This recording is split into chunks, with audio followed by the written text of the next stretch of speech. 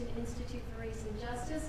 I'm thrilled and delighted to see all of you here today, and appreciate your taking the time to come today. Bear with me a little bit, I'm tied up to all kinds of sort of technological gadgets, and so we hope that this all works. Can everyone hear me all right? Okay. So the subject of today's presentation is hidden bias, and the title is Ringing Out Bias, which is the phrase that President Obama used in July when he was talking in the aftermath of the George Zimmerman verdict of not guilty. And there, as you remember, that week there was a great deal of outcry from the public about what was perceived to be really two sort of systems of justice in this country, and an unequal, racially biased criminal justice system. So we're going to start with that quote from the president to kind of set the stage for what we hope to talk about. And then finally, I think it's going to be important for all of us to do some soul searching. To talk about an issue, we convene a conversation on race. I haven't seen that be particularly productive when politicians try to organize conversations. They end up being stilted and politicized, and folks are locked into the positions they already have. On the other hand, in families and churches and workplaces, there's a possibility that people are a little bit more honest, and at least you ask yourself your own questions about, am I wringing as much bias out of myself as I can? Am I judging people as much as I can based on not the color of their skin, but the content of their character? That would, I think, be an appropriate exercise in the wake of this tragedy. All right. Am I wringing as much bias out of myself as I can? That's a question at the Houston Institute that we've been asking for quite a long time, looking particularly at the issue of hidden bias, and really sort of trying to figure out, is this more than just soul searching? Is there actually an art or a science to how to wring out hidden bias? So first we want to start with what is hidden bias. And the term is hidden bias, implicit bias, unconscious bias. Implicit social cognition is sort of the academic term. So what is it? It's a process by which the brain uses mental associations that are so well established as to operate without awareness or without intention or without control. One person has referred to these as habits. I like to think of them as sort of associations that are so intrinsically enjoined that as soon as we think of one, we think of the other. They can't be broken apart in our own minds. The source for this is Project Implicit, which is a project at Harvard University, and we'll talk more about that. I encourage you all to go there and to take some of these implicit assumption tests. So here's some examples. These are we're just going to start with sort of very quick mental associations. So when we see sky, it's in blue colors. We see grass, it's in green. Dirt is in red. Sunshine is in yellow. Stop sign is in red. I'm sorry, dirt is in brown. Stop sign is in red. I mean, those are very quick. We are making the association. It all kind of fits in our heads as we look at these. Now when we look at these, what happens? There's kind of a little bit of a disconnect, right? I mean, we have to stop and go green. Okay, what color is that green? What color is blue? There's actually a kind of process that goes in our head where we look, we stop, we have to think, we have to sort of separate them out. And so that's sort of the mental process by which we kind of have to start. There's a little bit of a disconnect going on there. Here's another way in which our minds can sometimes play tricks on us. If we look at these two yellow lines, automatically, because of the context, it looks right away as if the top yellow line is longer. In fact, those two are exactly the same. They're the exact same line. They're the exact same size, but because of the context in which they're in, we've made this sort of automatic mental association. I want to say that this is a completely human, completely natural thing to do. It's something we all do, and it's just a way to make sense of information that's coming out to us. It's shortcuts, and if we don't take those kind of shortcuts, we would go crazy with all the information coming in. So this kind of mental associations, these kind of mental stereotypes it's a very human response. The problem is when we get into the way in which it then impacts sometimes the way in which we interact with others. So there's another example. You have what looks to be a much taller, larger version of this person. In fact, these two are exactly the same size. So here's a few things. That both history and societal factors play a crucial role in providing these kind of schemas. And these schemas are kind of categories in which we classify people, individuals, objects. It's just sort of an automatic process that happens. And it's programmed through culture, it's programmed through media, and it's programmed through material context. It's programmed often without our awareness, and most importantly, it's programmed without our endorsement. So again, like a sort of bad habit that we have, we often have these mental associations without having any awareness of them and without actually valuing these biases that we have. And implicit bias lives within these sort of categories in these schemas. So again, comes directly from John Powell. Bias does not make you prejudiced. It makes you human. Okay, so what's happened? So in the past 10 years, there's been this explosion of research about implicit bias and our relationships to decisions and actions. And so the research is going to offer us some new opportunities for interventions and actions. The other important thing to remember about implicit bias is it may be without our awareness. We may not endorse these biases, but they do affect our decisions and actions. So we have kind of two things going on. We don't want to blame or accuse people of holding these biases because they're often biases that are held without our awareness. At the same time, we have a responsibility to learn a little bit more about how these biases operate, how they get activated, because they affect our decisions and our actions, and they often do so in ways that we're not comfortable with or we don't even really support. So here's a summary, and this comes from evidence from hundreds of thousands of individuals by two of the nation's leading scholars on implicit bias, Jerry Kang and Mazar Banaji.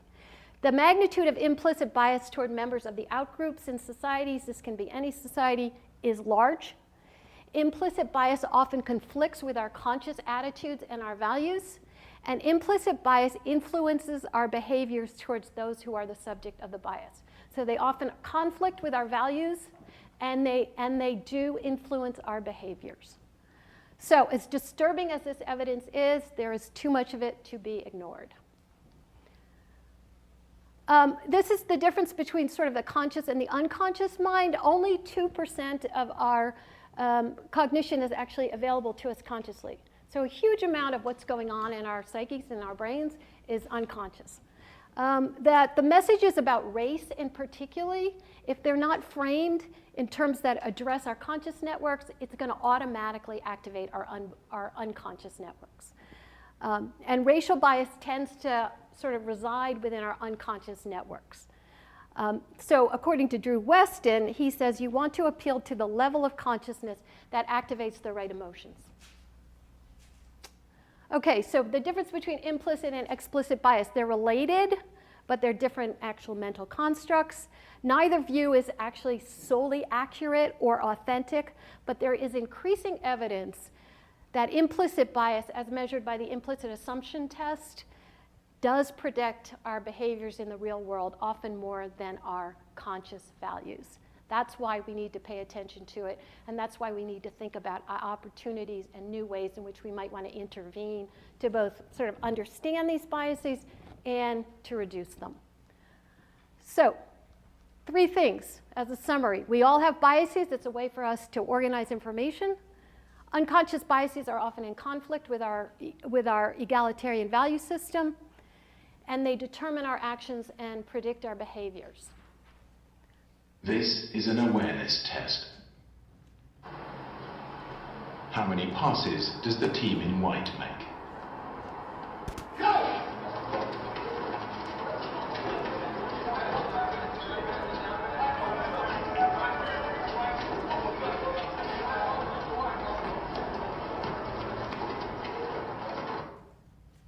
The answer is 13. But did you see the moonwalking bear?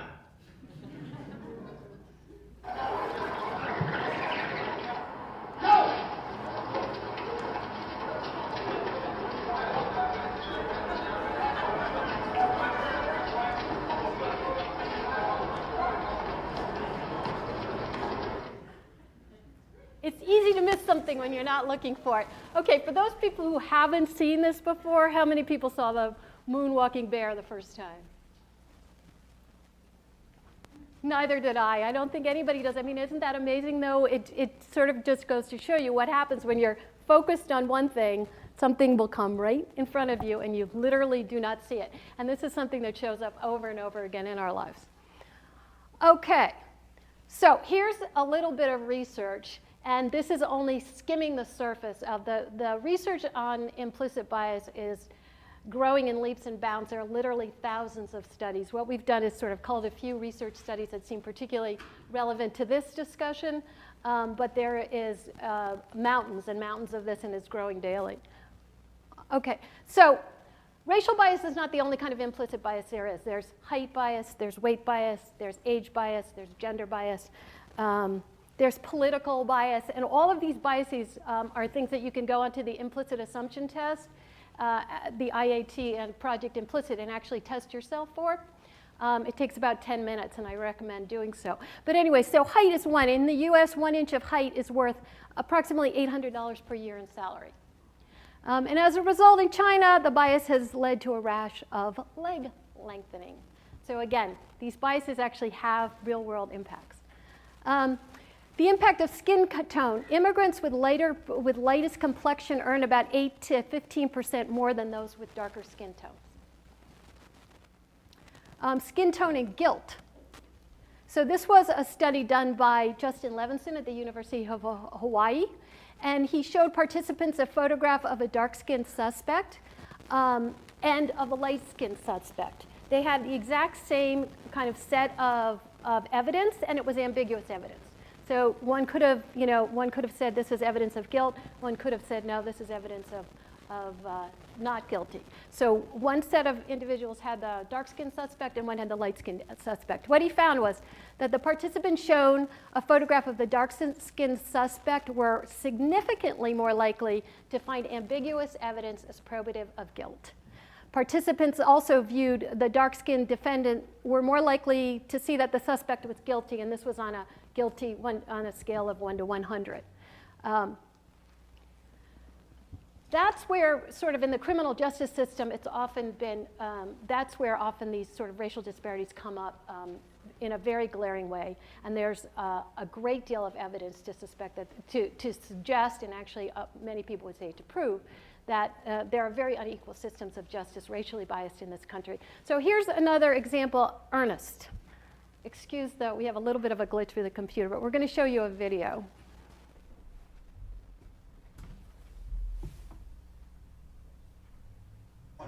Did he lose his keys, or is he blatantly stealing that bike? In broad daylight, he hammers, and then saws on the chain.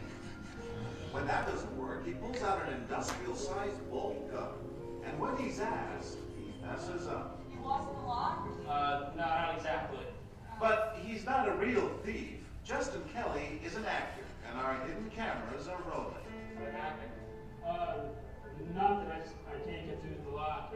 I mean, I know it's weird, but you wouldn't happen to know whose bike this is, would you? Good. Thanks. All that equipment. But you didn't do anything. No. That's true. That's the bottom line. Lots of people stop and stare. A few even question the actor. Yes, I have to ask, is that your bike? I guess technically no. Okay. Okay. In over an hour, about 100 people pass by. Only George and Arlene try to stop it. Some tell us they plan to call the police later. Others say they're scared. Keep moving. This woman and her friends give our thief the benefit of the doubt. When we ask why, Lisa Washington tells us first impressions matter. I think they were thinking young white men don't usually carry burglary tools. So we all make assumptions, huh? I'm thinking maybe he works for the park. We replace our white thief with this young man, Madlock. Remember, both actors dress in a similar way and are about the same age. Is that your bike? Nah. Then what do you got the chain for? Right away somebody else.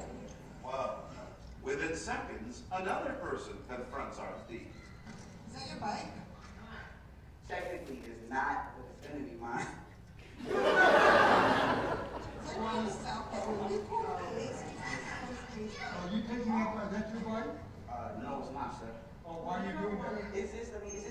bikes?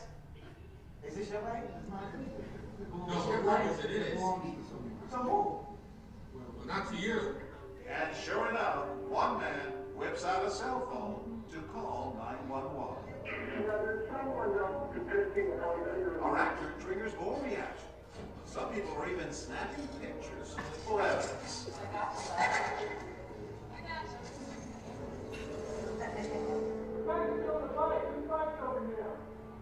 Once everyone moves away, we reset our cameras, and within minutes, another outraged man is yelling.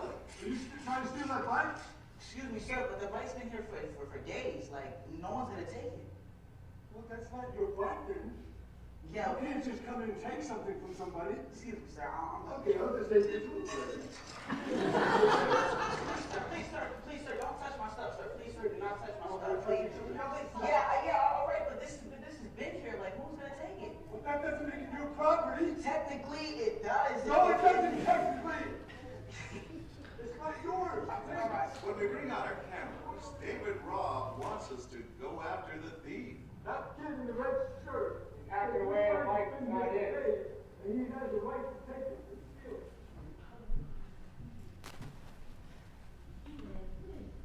it. Okay, so a couple of things to keep in mind about that video.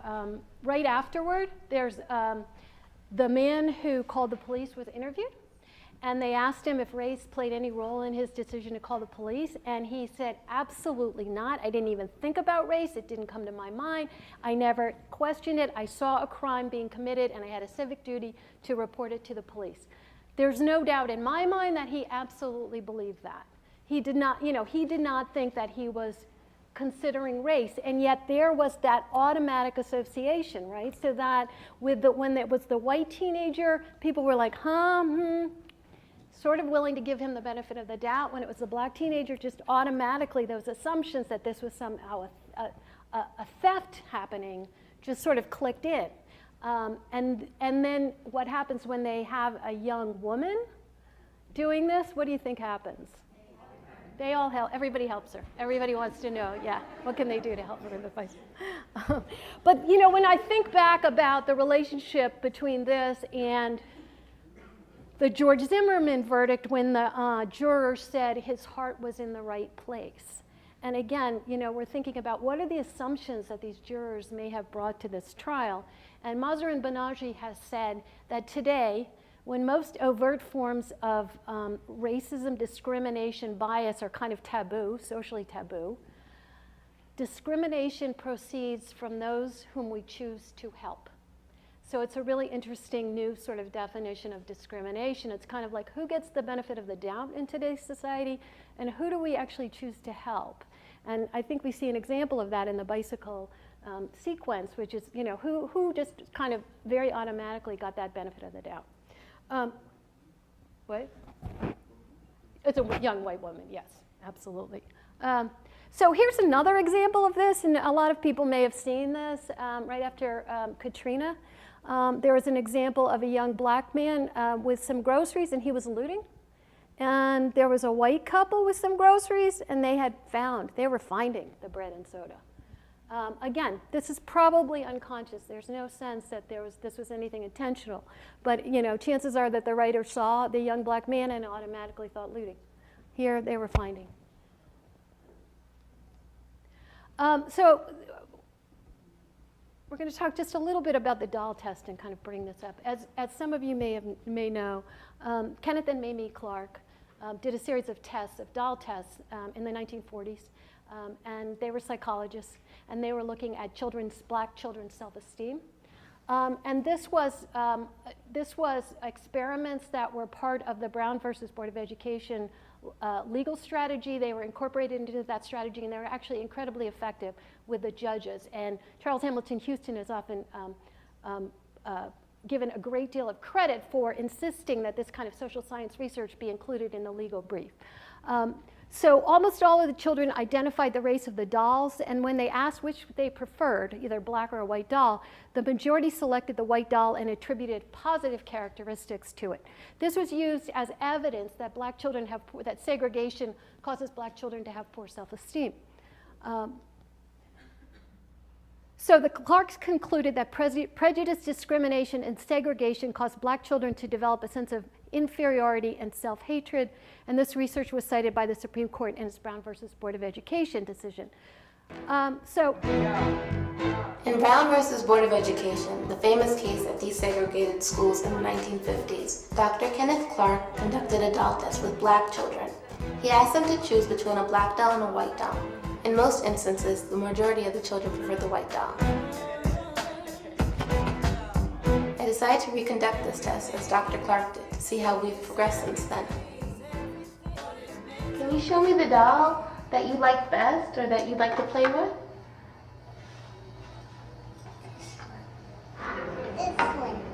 I like that one. Okay. This one. That one? I like to play with this. And can you show me the doll that is the nice doll? And why is that the nice doll? He's white. And can you show me the doll that looks bad? Okay. And why does that look bad?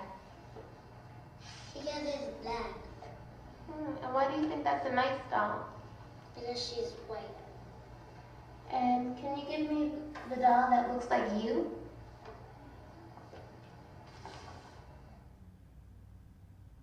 "15 out of the 21 children preferred the white doll."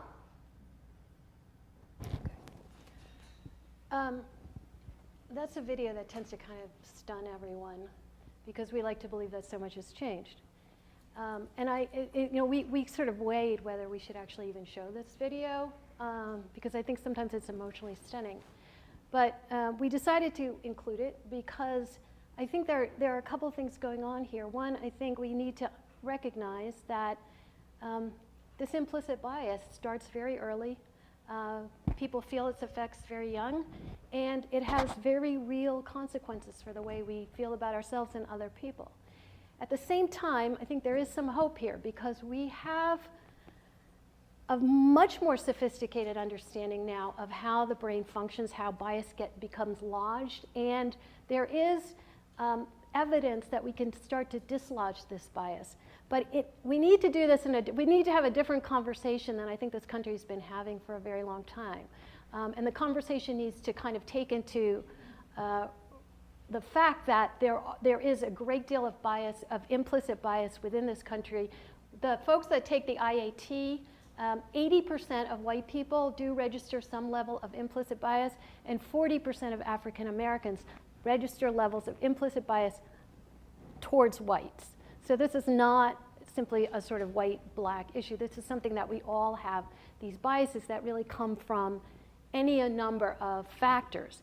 But there is different kinds of strategies for how we might address these today than I think we had 10 years ago. So here's just one other example, anger to happiness. This is a white face and a black face, and it's going from obviously sort of upset or angry to happy. And the participants were asked to kind of click. They were sped through these to click on when they felt that the face had changed from anger to happiness. And 70% of participants clicked on the white face changing to happiness before the black face changes to happiness. Why does this matter? Criminal justice system, the school to prison pipeline, the school discipline where there are enormous disparities, black-white disparities, often very subjective decisions, and often it has to do with attitudes. I've done focus groups with teachers where teachers say things like, you know, I suspended this kid because I felt like his attitude was just, he was being, you know, really rude, he was fresh, he wasn't. I mean, these kind of subjective sort of split-second decisions happen all the time, and they can make the difference between whether a teacher decides to keep an incident in the classroom or to call in the disciplinarian. They can make this, often sentencing decisions are based on these kind of very subjective decisions, and there's where you see a sort of anger versus a smile. And you know, in the courtroom, they'll always talk about the demeanor of the defendant. The defendant seemed to be appropriately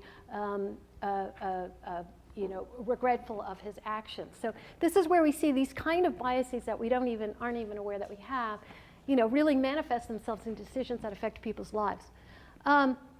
So what's the relevance to philanthropy? I have to say this is, philanthropy, I've written and been in front of a lot of philanthropists with grant proposals. I've never been on the other side of it, but we did pull a few studies. I think this is a very new field, and I'm not sure there's been a great deal of work done specifically around the area of implicit bias in philanthropy, but we did find a few studies that would seem to have some relevance to the work that you do.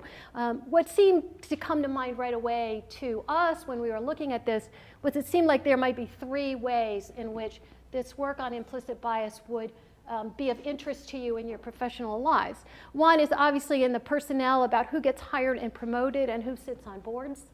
The other is on the organizations that are funded and the criteria, how these decisions are made.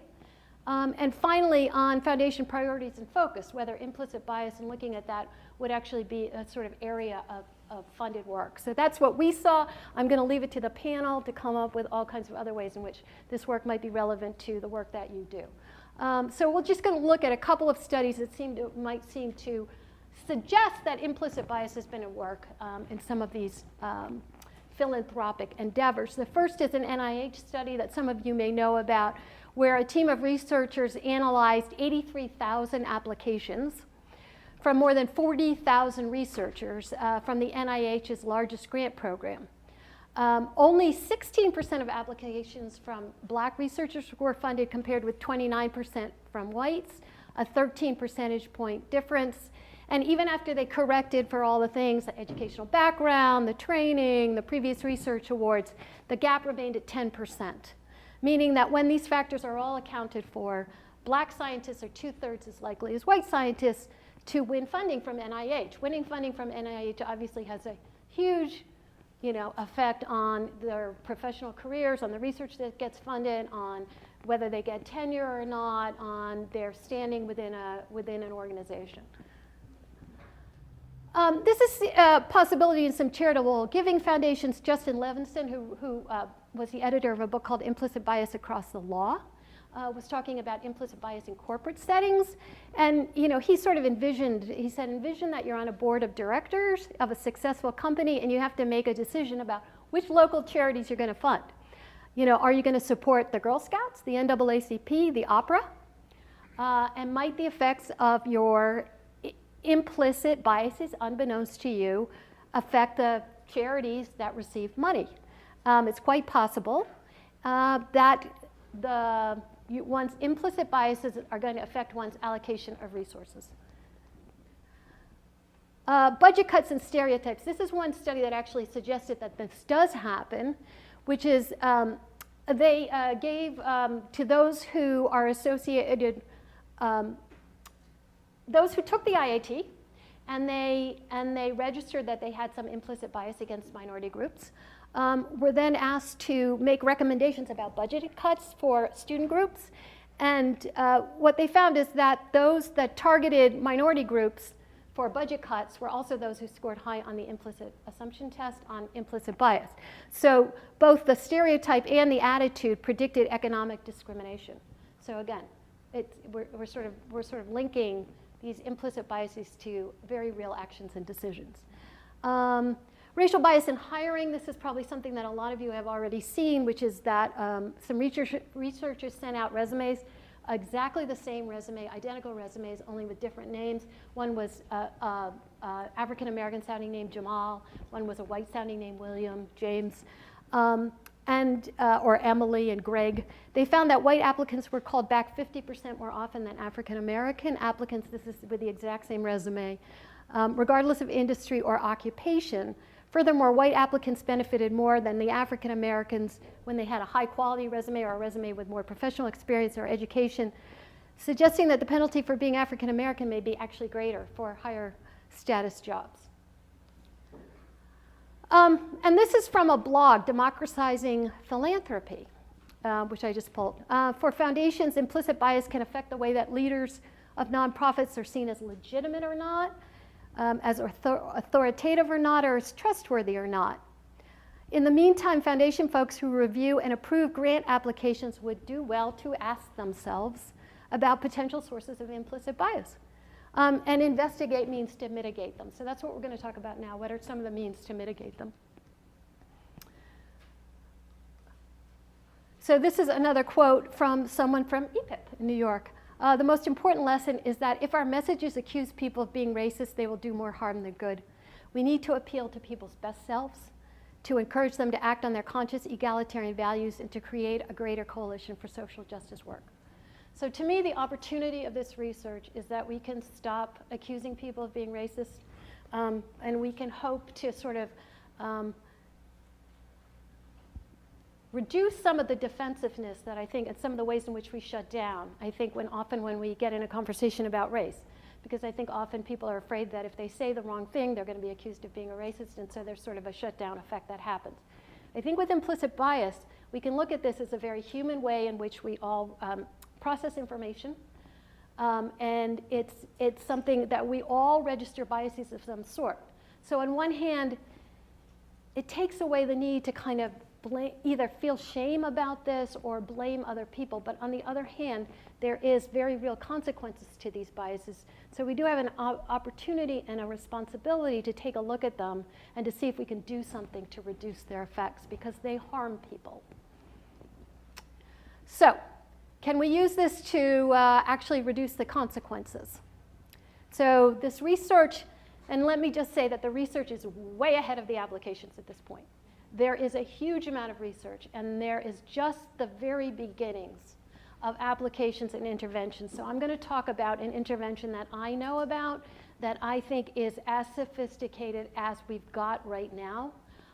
There may be others that I don't know about, but it has been a very real problem that most people who look at this implicit bias research say all the time, okay, we get it, it's there, what are we supposed to do about it?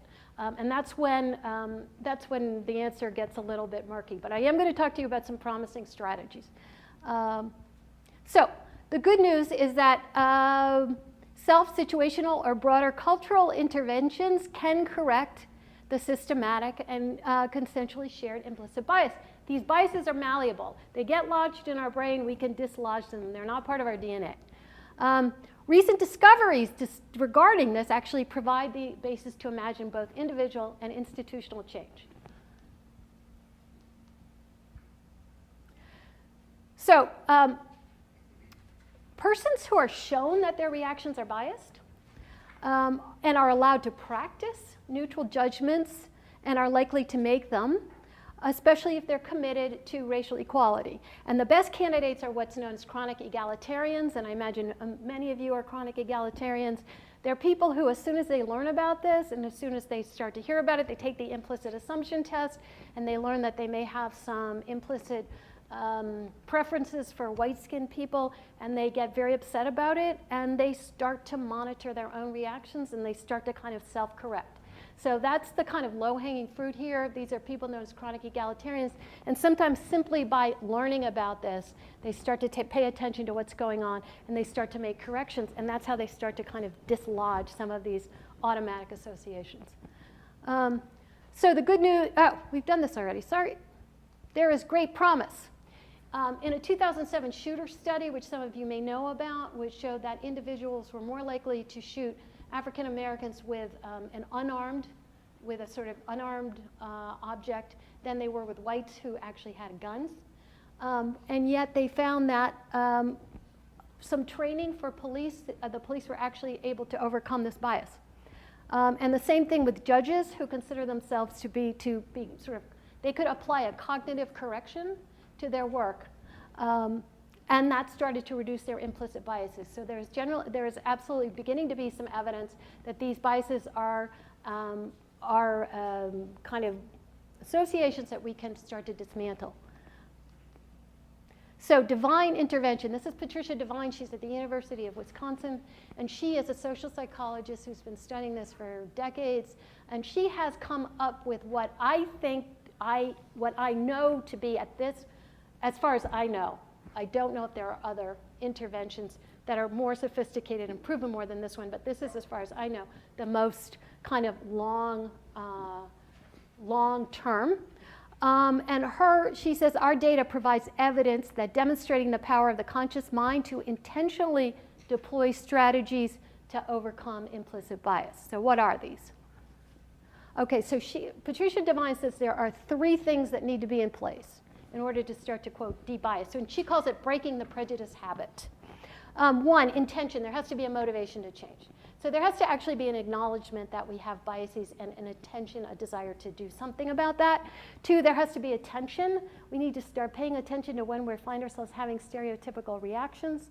And 3, we need time to practice new strategies. So what are these strategies? There's 5 of them that Patricia has developed, or she has identified in the research as having some success. Individuation, I'll go through what all these are. Stereotype replacement, counter-stereotypical imaging, perspective taking, and increasing opportunities for contact. So what are they?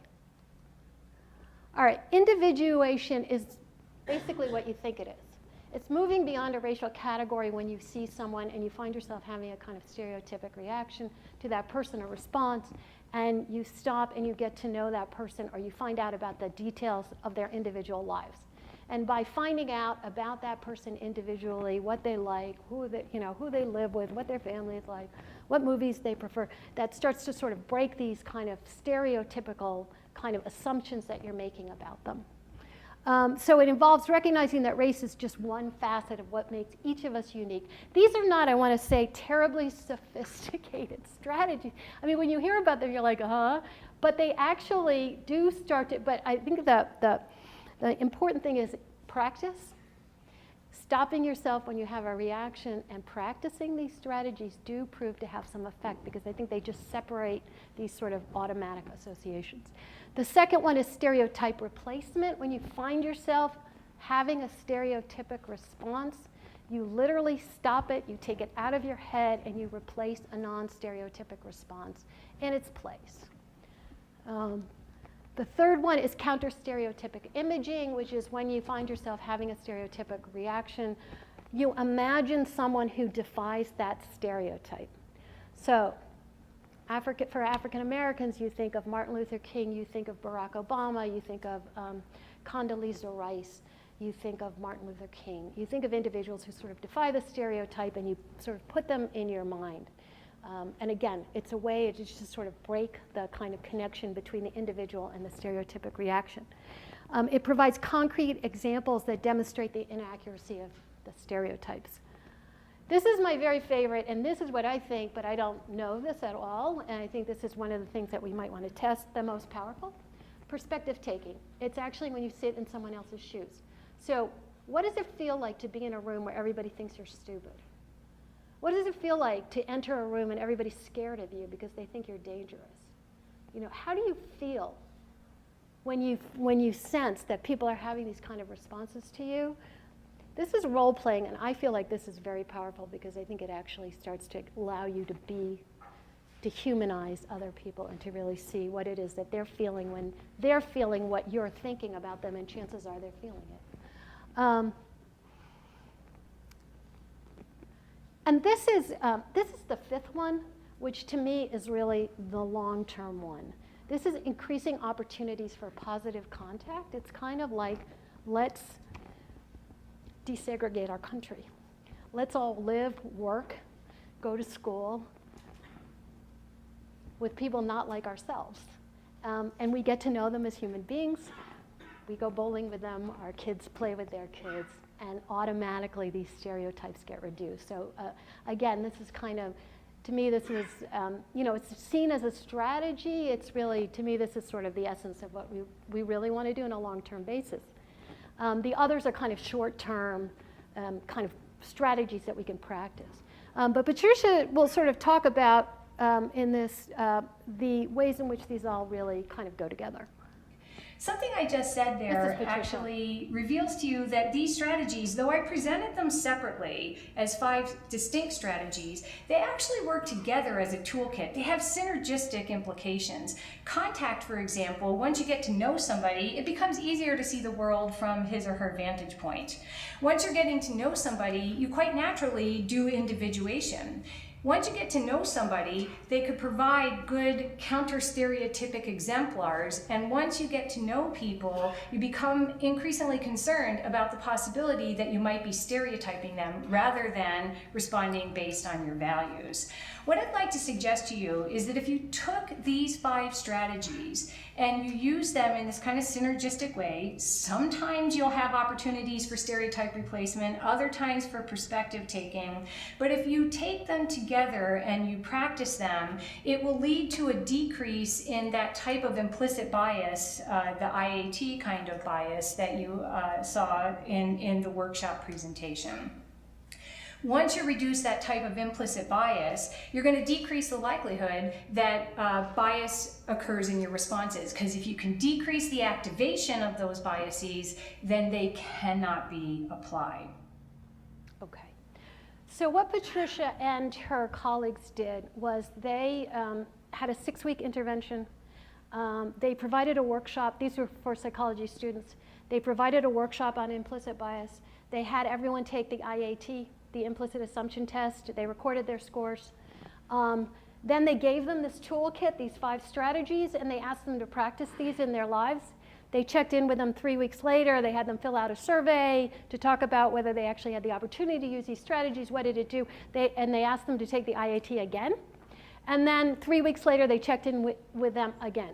Same thing, where they did a survey, talked about using the strategies.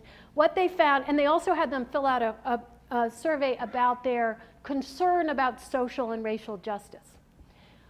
So what they found was over the course of 6 weeks, for those individuals who did seem motivated to make some changes and who did practice some of these strategies, their implicit assumption test, their level of implicit bias that they registered was reduced, and it was reduced over time.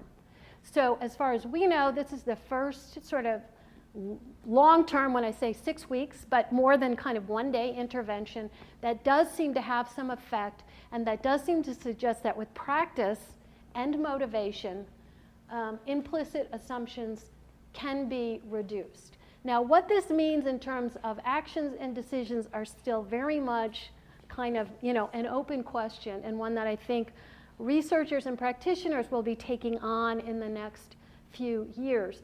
Right now, the Houston Institute is working with Patricia to customize and tailor this intervention for use for teachers in a school district where there is racial disproportionality in school discipline. So we know that there are racial disparities among those students who are most harshly punished, and we're trying to sort of see whether there's a connection between implicit bias and racial disproportionality in school discipline, and whether this intervention can have any effect on that. So this is just the sort of beginnings of this type of work, but I imagine there's going to be quite a bit more going on, and I imagine it's going to get increasingly sophisticated. So check in again in a few years, and I think we'll be well beyond where we are right now.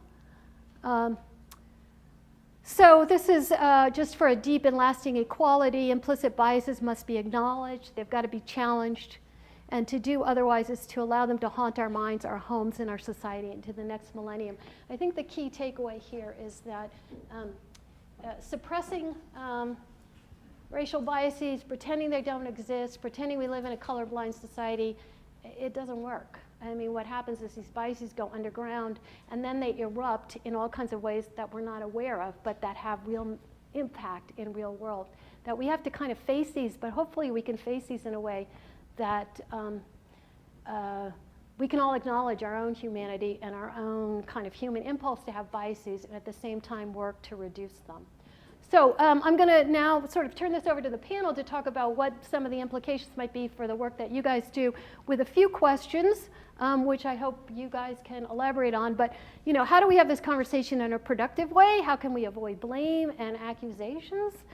Which I think just gets people defensive and sort of up against the wall and shuts them down and makes them not want to talk about race, which is, I think, what's been happening in this country for a long time. And then can we adopt Devines and other similar strategies? And where do we focus our attention? How do we do this? Thank you.